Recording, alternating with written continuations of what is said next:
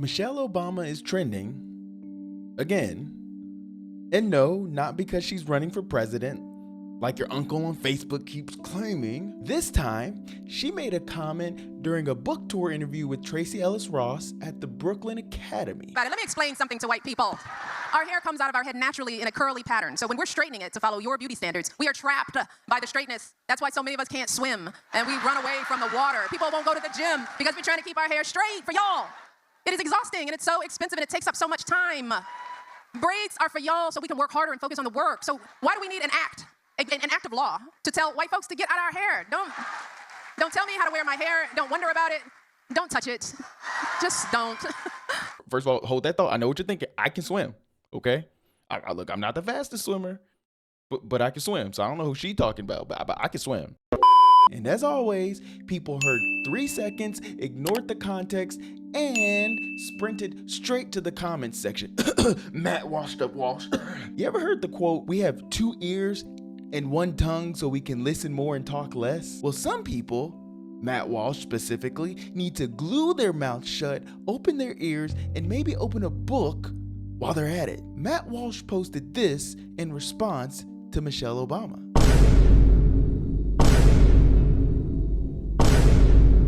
In this video, I give you 2 big reasons why Washed Up Walsh is wrong. And trust me, point number 2 is the one you really want to hear. So stick around. Point number 1. Employers absolutely discriminate based on hairstyle. Matt clearly didn't watch the interview because if he did, he'd know one thing. Black hair is political, whether we like it or not. Every black person has had to think way too hard about a hairstyle that could easily affect their overall status compared to other people. I've had multiple men in my life tell me, don't wear braids, don't get locks. People won't take you seriously. I thought a hairstyle like that would look cool. My boss? Not so much. Imagine that. The hairstyle you grew up with becomes a liability in the corporate Hunger Games. And this isn't hypothetical. In 2018, Andrew Johnson, a black high school wrestler in New Jersey, was forced to cut off his dreadlocks on the sideline or forfeit his wrestling match. In 2023, Daryl George was suspended from school because of his dreadlocks. This is not ancient history, folks. This is not the civil rights era. This is recent news. Black people have had to straighten their hair, hide their curls, change their braids just to get or keep a job. And Matt, Meritocracy Walsh, should be outraged by this, right?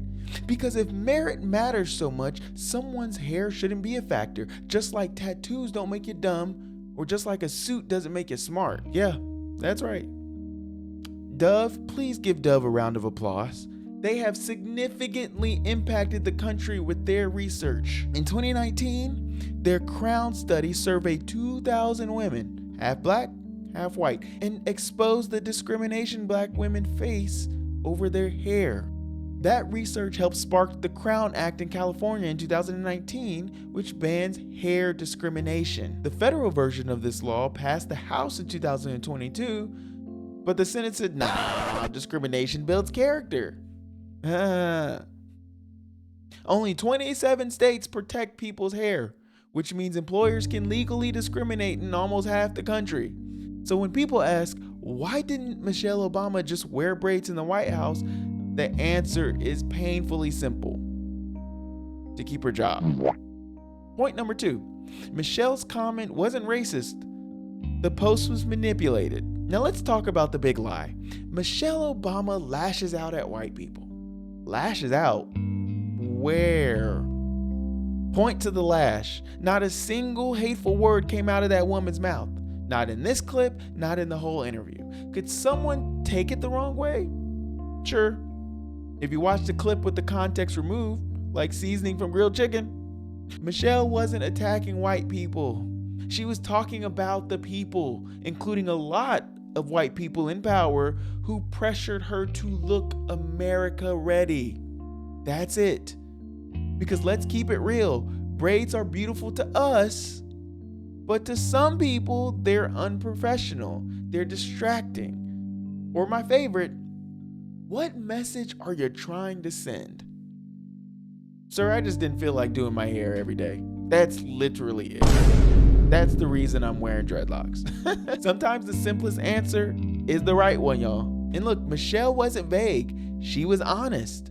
She was talking about the employers who judge black hair, the media outlets who pick apart her appearance, and yes, the folks who spent years calling her a man or comparing her to a monkey. And somehow these are the same people crying racism because she said white people. The irony is loud. I can barely hear myself think. And let's not pretend she's wrong, folks. White men alone make up around 85% of Fortune 500 CEOs. So if she's talking about the people who enforce America's beauty and professional standards, yeah, they're mostly white.